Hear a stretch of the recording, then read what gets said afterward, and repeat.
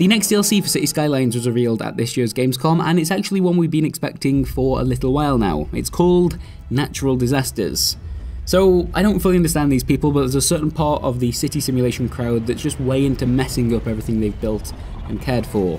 SimCity always did loads of this, allowing players to call upon earthquakes, tornadoes, or also giant fire-breathing lizards.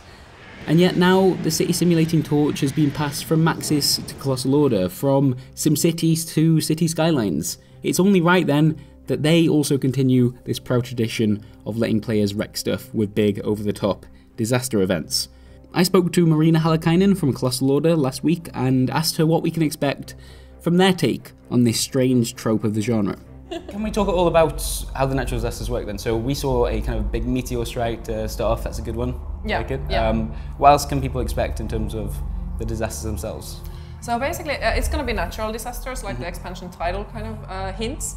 We want to keep them relatively realistic, and the Meteor Strike we wanted to implement first because it's just super cool. Because it's a meteor strike, it's a right? Meteor Strike, yeah. So, but there's going to be a lot of fun for the players to kind of seeing different kind of destructions happening to the city, and there's going to be real gameplay effect as well. So you're going to have to figure out how are you going to prepare for possible disasters and how are you going to rebuild the city after a disaster has happened. Can you tell us about any of the disasters, what they'll be, or are you keeping that We're going to keep that for a while, okay. So feel free to speculate. There will be speculation, yeah.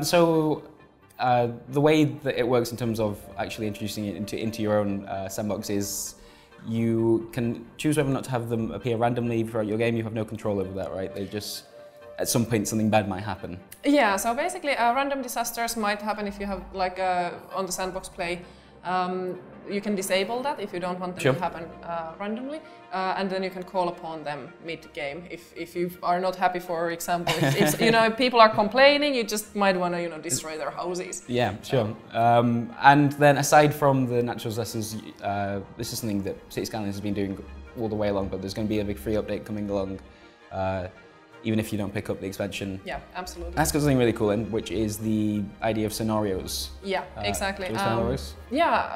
City Skylines has been very much of a sandbox game, and we now really just want to add scenarios to give that kind of challenge that you have a clear goal, you need to meet it, you either win or lose the scenario. So there's going to be a game over if you don't meet the requirements of the scenario. So that's going to be really exciting. And as the free part of this expansion, there's going to be the editor given to all the players. So that's going to be a lot of fun to see what kind of scenarios people create, and hopefully share those on Steam Workshop with everybody. So we've seen a little bit of a demo today showing that. Like, what kind of stuff are you expecting there? So things like earning a certain amount of money in a certain amount of time, I like the idea of making a city that's just public transport, so trying to set that as a challenge. Yeah, so there's going to be a lot of different kind of win and lose conditions, and we try to make that as flexible as possible and come up with as many ideas for that as possible. And the funny thing is that we actually do work with the modding community quite closely on this. Yep, I think people are pretty happy about that. Yeah, exactly. So we are actually talking to the modders and hearing their opinions as well,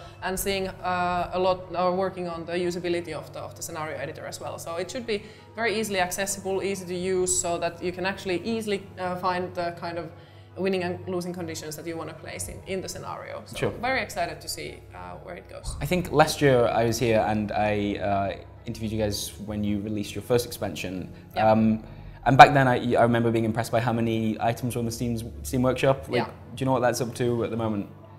Before the summer holidays, I checked, it was over 85,000 items, which is crazy. And the scenarios are going to sort of, that's where they'll live as well, the player-made scenarios, I should say. Yeah, exactly. So we're going to hopefully see that number go up quite a bit. Cool. Any idea how long you continue to do this stuff for City Skylines? It came out, what was it, early 2015? Is that right? So March 2015, and we feel, I mean, we're still a small team. I mean, Colossal Order has been growing, but when we actually released City Skylines, we felt that it was kind of the start of something. It blew up. It absolutely blew up. And we just really want to kind of keep adding to it, and let's see where it takes us. But I mean, we are very committed to work on City Skylines for the long haul. So cool. Expect more. I'm sure people will be glad to hear that. Thank you so much. Thank you so much.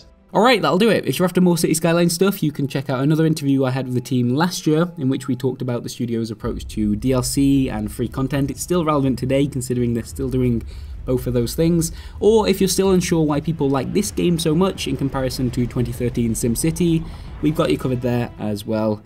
Thanks for watching, see you next time.